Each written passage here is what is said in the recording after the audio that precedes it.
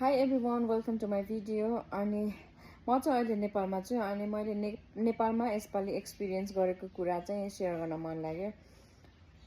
अस्ति बिहिबार म चाहिँ पहिला सुरुमा म नेपाल टेलिकम गएँ अनि त्यहाँनिर चाहिँ अहिले चाहिँ सबै ब्याङ्किङ कारोबारको लागि चाहिँ आफ्नै नाममा सिम कार्ड भएको हुनुपर्ने रहेछ। त्यही भएर म नेपाल टेलिकम गएँ। फर्स्टमा पहिला एकदम लाइन बसेर कति धेरै क्युमा बसेर सिम कार्ड लिने गरिन्थ्यो होइन। यसपालि चाहिँ कस्तो भयो भने म गएँ अनि नयाँ सिम कार्ड कहाँबाट लिने भने यहाँबाट फर्म भर्नुहोस् भनेर फर्म दिनुभयो होइन। फर्म भरेँ मैले अनि अब के गर्ने भने फोटो टाँच्नुहोस् अनि काउन्टरमा जानुहोस् भनेर भने। एकदम पोलाइटली के त्यहाँको सेक्युरिटीहरू अनि त्यहाँको सर्भिस दिने मान्छे भनौँ न, काउन्टरमा बस्ने मान्छेहरू चाहिँ एकदम पोलाइट के।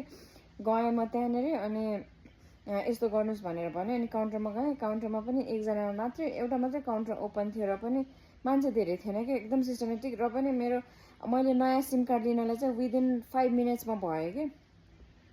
गएँ अनि त्यस पछाडि मभन्दा अगाडि एकजना हुनुहुन्थ्यो, उहाँहरूले गर्नुभयो। अनि त्यस पछाडि मेरो फर्म दिएँ। फर्म दिइसके पछाडि फोटोकपीहरू पनि सबै आफै गरिदिने होइन, विदाउट पेमेन्ट। अनि त्यस पछाडि फोटो सबै काम भयो अनि पेमेन्ट गर्नुहोस् भनेर भन्यो। क्युआरबाट पेमेन्ट गरिदिएँ होइन।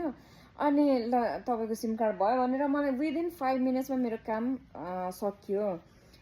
अनि म छक्कै परेँ कि पहिला जस्तो सिस्टम छैन अहिले, एकदम सबै कुरा सिस्टमेटिक भएको रहेछ। अनि त्यस पछाडि म चाहिँ ब्याङ्कमा जानुपर्ने काम थियो अनि ब्याङ्कमा गएँ।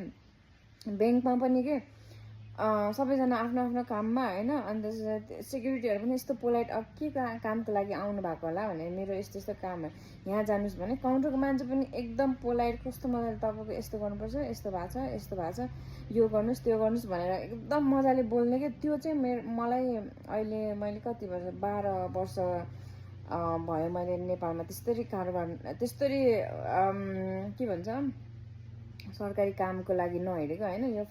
यो 12 वर्ष पछाडि फर्स्ट टाइम भनौँ न गएकोमा एकदम पोलाइटली। मलाई चाहिँ एकदम मन पर्यो नेपालको सर्भिस। अझै पनि कति होला सुधार गर्नुपर्ने ठाउँ त होइन, तर पनि यो यतिको पनि एकदम राम्रो लाग्यो मलाई चाहिँ। त्यही भन्न आएको। पिस।